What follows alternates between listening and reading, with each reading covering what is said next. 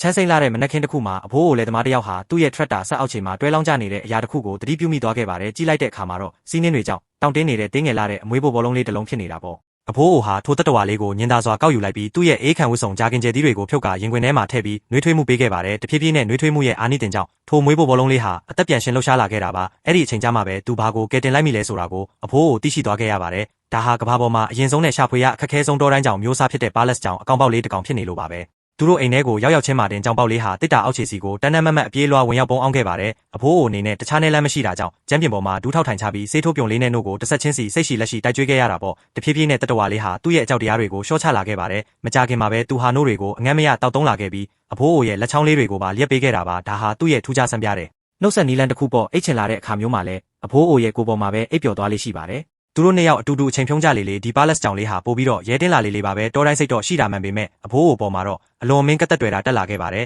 ဒီလိုနဲ့ပဲအထီးကျန်လေသမားကြီးတယောက်နဲ့တင်းငယ်တဲ့တောတိုင်းကြောင်လေးတစ်ကောင်ဟာရှေ့လျားလာတဲ့ဆောင်းရာသီလတွေကိုအတူတူဖြတ်တန်းရင်းအဖော်ပြုခဲ့ကြတာပေါ့နှစ်ပေါင်းများစွာတကိုယ်တည်းနေထိုင်လာခဲ့တဲ့အဖိုးအိုအတွက်တော့အင်ကြီးဟာအရင်လို၆ကပ်မနေတော့ပါဘူးမကြခင်မှာပဲဒီကောင်လေးဟာတာမန်ဖော်တယောက်တင်မဟုတ်တော့ပဲလုတ်ဖော်ကိုင်ဖက်တူးလို့ဖြစ်လာခဲ့ပါတယ်သူဟာထရက်တာဆက်ရဲ့ဘေးကခီးတီထိုင်ခုံကိုသူ့ရဲ့ရာဇပလက်လင်လိုမျိုးအပိုင်စီးထားခဲ့တာပါနွားအုပ်တွေကိုလည်းမျက်တောင်မခတ်တန်းရဲရဲဝံဝံရင်ဆိုင်ရဲသလိုအဖိုးကိုအလုံးလုံးနေတဲ့အချိန်မှာလည်းပတ်ဝန်းကျင်ကိုအာနာရှိရှိနဲ့လှည့်လည်စစ်ဆေးတတ်ပါသေးတယ်အားလက်ချိန်တွေမှာတော့သူတို့နှစ်ယောက်ဟာစီးနှင်းတွေထဲမှာတယောက်ကိုတယောက်လိုက်တန်းပြေးတန်းဆော့ကစားကြတာပေါ့အဖိုးကသတင်းစာဖတ်ဖို့စူးစမ်းတဲ့အခါတိုင်းမှာလည်းဒီကြောင်လေးကသတင်းစာကိုအပိုင်းပိုင်းပြဲအောင်အမြဲတမ်းလာရောက်ဆုတ်ဖြဲလေးရှိပါတယ်အချိန်တွေကတော့အေးလူလူနဲ့ကုံလွန်သွားခဲ့ပြီးတင်းငယ်တဲ့ပါလက်စ်ကြောင်လေးဟာလည်းတဖြည်းဖြည်းနဲ့အကောင်ကြီးဖြစ်လာခဲ့ပါပြီသူ့ရဲ့အမွေးတွေကထူထဲပွေးရောက်လာခဲ့ပြီးလှုပ်ရှားမှုတွေကလည်းတွက်လက်ချက်ချလာခဲ့ပါတယ်တစ်ချိန်ကစူးစမ်းကျင်စိတ်နဲ့စော့ကစားတတ်တဲ့မျက်လုံးတွေနေရာမှာတော့အခုအခါမှာတော့ဒေါ်တိုင်းသားကောင်တစ်ကောင်ရဲ့တည်ငြိမ်ပြီးစူးရှားတဲ့အကြည့်တွေအစားထိုးဝင်ရောက်လာခဲ့ပါပြီတရက်မှာတော့သူဟာပြတင်းပေါက်ပေါင်ပေါ်မှာထိုင်ရင်းမိုးကုတ်ဆက်ဝိုင်းစီကိုငိမ့်သက်စွာငေးဆိုင်ကြည့်နေခဲ့ပါတယ်အဖိုးအိုဟာသူ့ရဲ့ဆောင်းရာသီအဖော်လေးတဖြည်းဖြည်းစိမ့်သက်လာတာကိုကြည့်ရင်းနဲ့လမ်းခွဲရမယ့်အချိန်ရောက်ပြီဆိုတာကိုသဘောပေါက်သွားခဲ့တာပေါ့နေဦးခီးရဲ့မနက်ခင်းတစ်ခုမှာတော့လက်သမားကြီးဟာတကားကိုဖွင့်ပေးလိုက်ပါတယ်ဘေးကင်းပါစေကွယ်